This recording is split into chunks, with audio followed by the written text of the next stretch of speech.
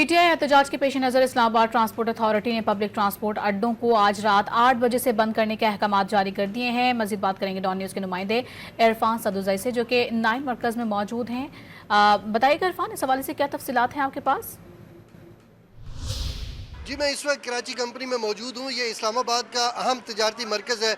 यहाँ पे बसों वैगनों के अड्डे मौजूद हैं। यहाँ से पूरे पाकिस्तान के जो शहर हैं वहाँ पे गाड़ियाँ जाती हैं, मुसाफिर यहाँ पे जमा होते हैं। लेकिन इस्लामाबाद ट्रांसपोर्ट अथॉरिटी ने जो ऐलान किया है कि 8 बजे के बाद यहाँ से ट्रांसपोर्ट नहीं चलेगी और इन अड्डों को किनारे लगाकर बंद कर दिया जाएगा। लोग परेशान हैं यहाँ से जाने के लिए कि वो किस तरह से सफ़र करेंगे अपने घरों का। लॉन्ग वीकेंड है।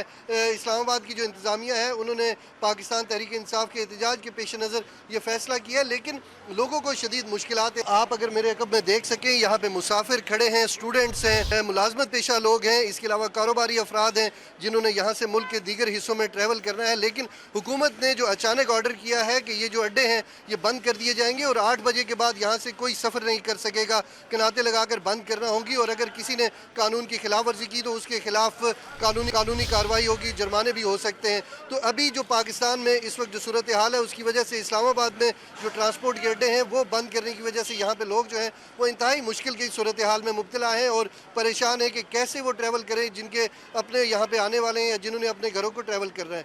जी।